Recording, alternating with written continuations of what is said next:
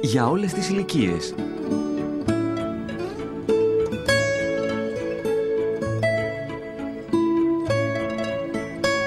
Βιβλιοπωλείο Λιδία. Σε εμάς θα βρείτε ακόμη εικόνες, καντήλια και άλλα εκκλησιαστικά είδη, κασέτες και CD με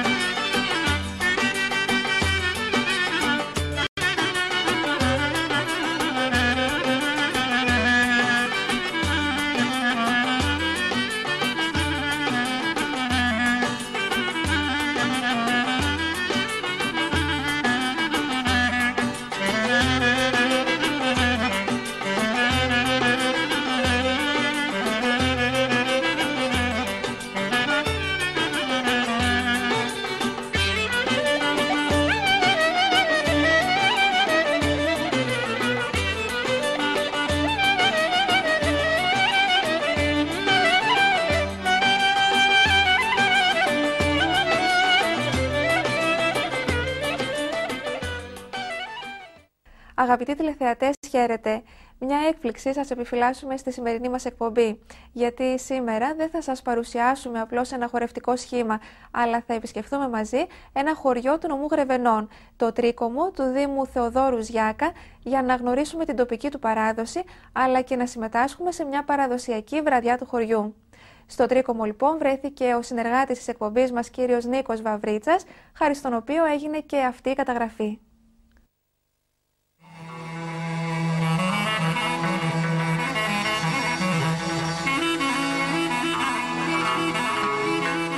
Το Τρίκομο είναι χτισμένο στις ανατολικές πλαγιές της Πίνδου και σε υψόμετρο 870 μέτρων.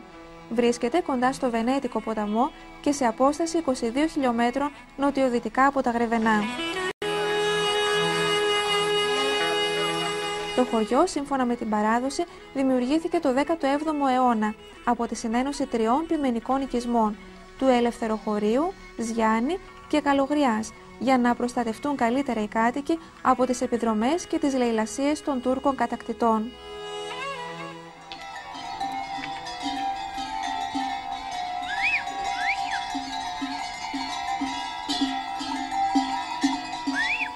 Αργότερα οι κάτοικοι από Πειμένες έγιναν αμπελουργοί.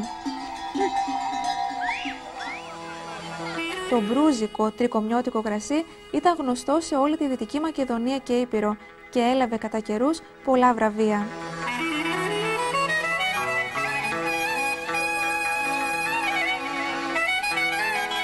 Σήμερα το χωριό δεν έχει την παλιά δόξα και φήμη και ο σύλλογος που ιδρύθηκε το 1978 κάνει πολλές προσπάθειες με τη στήριξη των απανταχού τρικομιωτών να διατηρήσει τις παραδόσεις και τα έθιμα, να συμβάλλει με αισιόδοξα βήματα στην ανάπτυξή του και να ενισχύσει τα αισθήματα αγάπης, αλληλεγγύης και αλληλοβοήθειας μεταξύ των μελών του.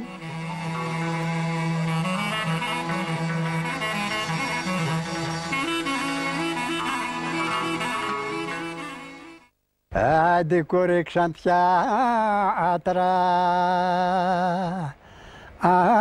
αγώδεσαι,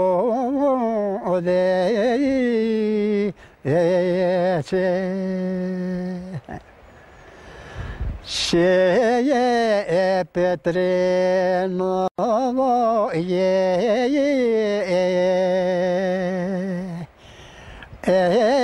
έφερε και το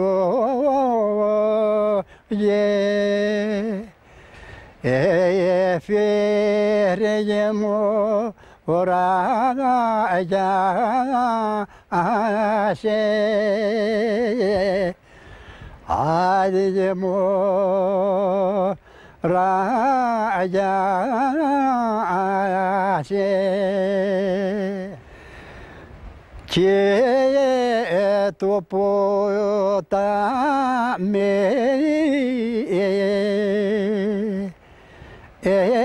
στάθηκε το ο Θεέ, έργε μου το ο ποτάμο. Στο Δήμο μας, όπως γνωρίζουμε όλοι, υπάρχουν τα περισσότερα γεφύρια αναλογικά πάντα, σε σχέση δηλαδή με άλλους Δήμους αλλά και με άλλες περιοχές. Εδώ βρισκόμαστε στο γεφύρι του Αζίζ Αγά, υπάρχει το γεφύρι της Πορτίτσας, το Φαράγγι του Σπηλαίου, υπάρχει το γεφύρι του Κλέφτη στο Δημοτικό Διαμέρισμα Σπηλαίου, υπάρχει το γεφύρι του Ζάκα στο Δημοτικό Διαμέρισμα Ζάκα και υπάρχει και το γεφύρι της Αλατόπετρας στο Δημοτικό Διαμέρισμα της Αλατόπετρας. Ο ποταμός, οι ποταμοί μάλλον που περνάνε από το Δήμο μας είναι δύο, είναι ο Βελονιάς και ο Βενέτικος, είναι από τους μεγαλύτερους παραπόταμους του Αλιάκμονα.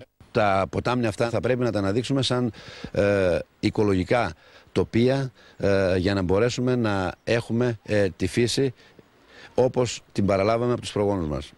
Στο ποτάμι μας εδώ γίνονται πολλές δραστηριότητες, γίνεται το κανόε καγιάκ, είναι ένα ατομικό άθλημα, και το ράφτινγκ, το οποίο είναι ένα ομαδικό άθλημα που γίνεται με βάρκα, στην οποία συμμετέχουν 4-5 άτομα. Βέβαια δεν γίνεται όλες τις εποχές του χρόνου, αλλά το ποτάμι μας είναι ένα από τα πλέον ενδεικνυόμενα και ήδη τους ανοιξιάτικους μήνες αυτό το ποτάμι, αυτή είναι η περιοχή που τώρα βλέπετε, περνάνε συνέχεια βάρκες που κάνουν ράφτινγκ.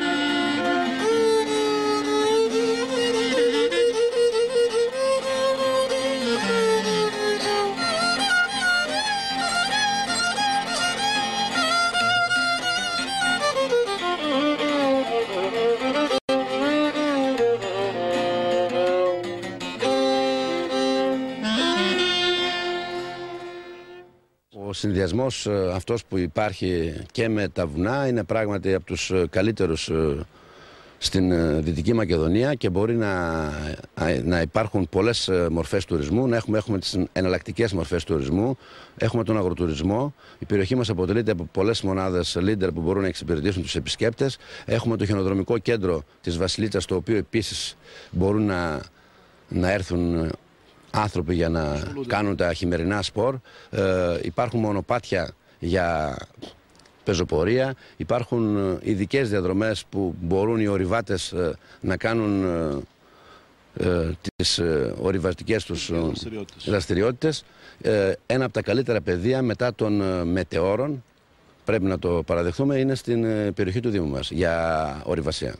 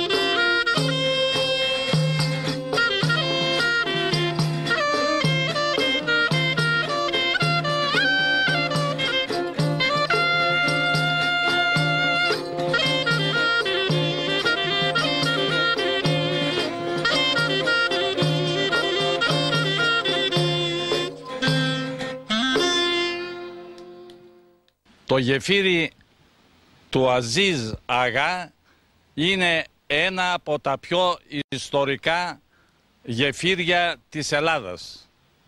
Κτισμένο γύρω στο 1680 με 1720, ήταν κτίσμα που συνέδιε τη Δυτική Μακεδονία με την Ήπειρο. Είναι το μεγαλύτερο σε θόλο γεφύρι, διότι το ύψος του είναι 16 περίπου μέτρα και το πλάτος 32. Η παράδοση λέγει πολλά για το γεφύρι αυτό.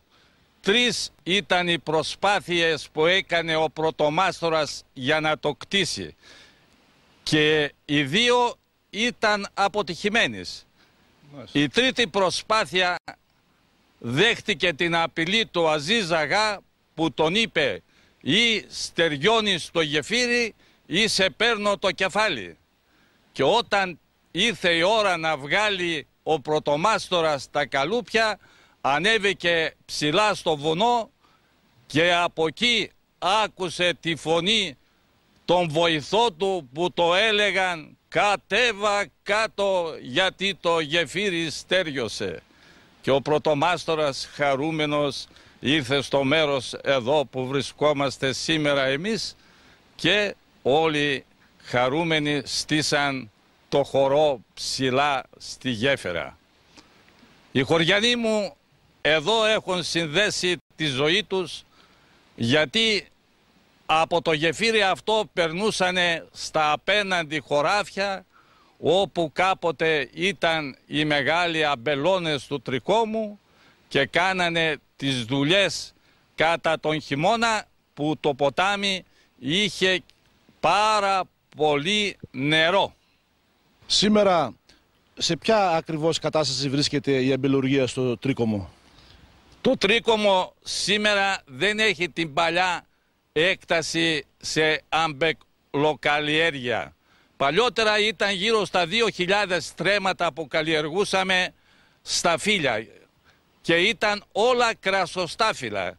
Σήμερα περιορίστηκε γύρω στα 100 στρέμματα και το κρασί που βγαίνει είναι μόνο για ιδιωτική χρήση. Υπάρχουν όμως κάποιοι που εμφιαλώνουν για οικιακή χρήση.